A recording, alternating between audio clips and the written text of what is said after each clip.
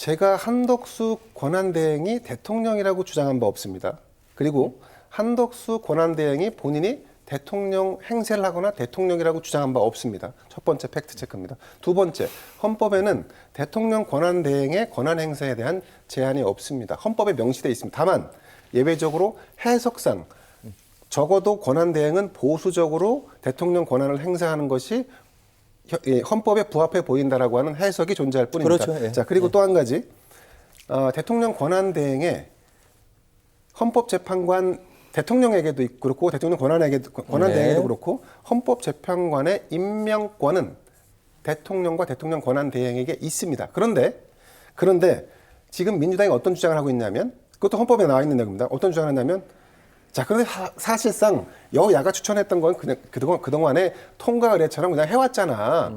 이것도 사실의 영역이 아니라 해석의 영역인 겁니다. 관례의 영역이고, 헌법에 규정되어 있는 바에 따르면 권한은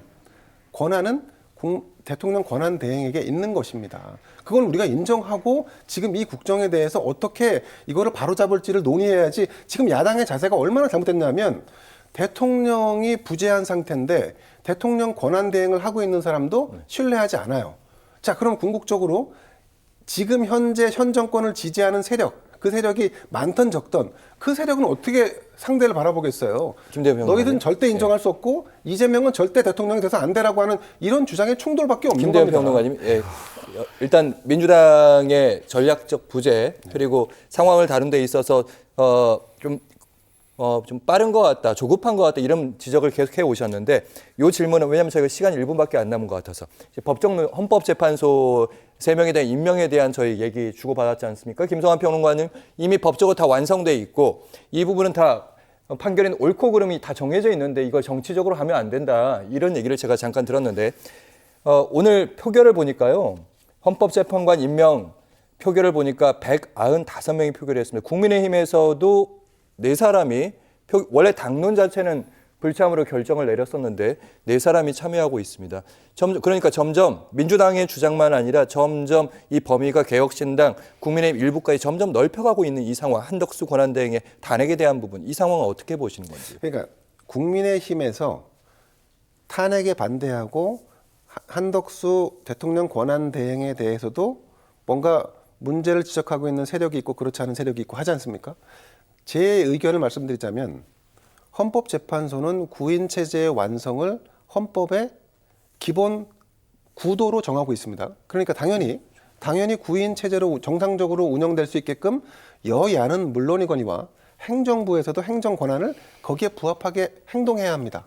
그런데 지금 그렇게 하지 않고 있으니까 저는 그거는 비판받아 마땅하다고 봅니다. 그런데 지금 한덕수 권한대행의 요구사항은 뭐냐면 내가 이 중차대한 결정을 내리는데 뭐 큰 부담이 있든 어쨌든 좀 어려운 상황이 있으니 여야가 어떻게든 내가 이 결정에 대한 부담을 덜 수 있게끔 적어도 합의와 협의를 좀 해달라. 그러면 난 바로 그 결과에 대해서 바로 따르겠다라고 주장을 하고 있으니까 정치의 복원이라는 측면에서 본다 그러면 저는 한덕수 총리가 많은 고민을 통해서 나름대로 해법을 제시한 거라고 평가합니다. 근데 지금 뭐 점점 국민의힘에서도 한덕수 권한대행에 대한 탄핵이 좀 늘어나지 않겠냐라고 이렇게 보시는데 예. 저는 200명에 준하는 탄핵 기준이 만약에 맞다라고 생각한다면 탄핵 안 된다고 봅니다. 알겠습니다. 더 하실 말씀은 김성환 평론가 뭐 많으시겠지만 시청자분들께서 예. 다 보시니까요. 예. 자, 한 가지만 말씀드리면 짧게 이거예요. 하십시오. 네, 네. 짧게 말씀드릴게요. 오늘 국민의힘 의원들이 왜 헌법재판관 선출하는 그 절차에 참여를 안 했을까요? 반대표를 던지면 되잖아요. 그렇지 않습니까? 근데 안 들어가요.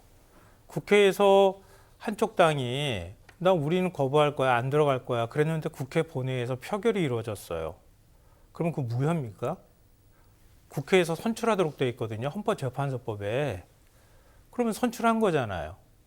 그럼 국무총리가 그걸 어떻게 거부합니까? 선출한 거를 다시 합의해가지고 와. 이게 헌법 절차에 맞습니까? 법률 절차에? 그거 한 가지만 말씀드릴게요. 알겠습니다. 알겠습니다. 자, 후보자를 선출하는 것이지 후보자를 선출해서 보내면 대통령이 임명권을 갖는 겁니다. 예, 알겠습니다. 네네. 이걸 다음 주에 저희 다시 한번 더 깊게 아니 말은 아다르고 어다른 거라서 알겠습니다. 정확히 표현하는 게 그러면 맞습니다. 우리나라 모든 인사권은 다 대통령이 갖고 있으니까요. 그래서 제왕적 대통령제를 알겠습니다. 고쳐야 한다는 게 여야의 공통된 여기까지 합의사항이에요. 하겠습니다. 알겠습니다. 그만큼 네. 한덕수 권한대행 그동안의 행보 앞으로의 행보가 오늘의 뉴스 될 것 같습니다.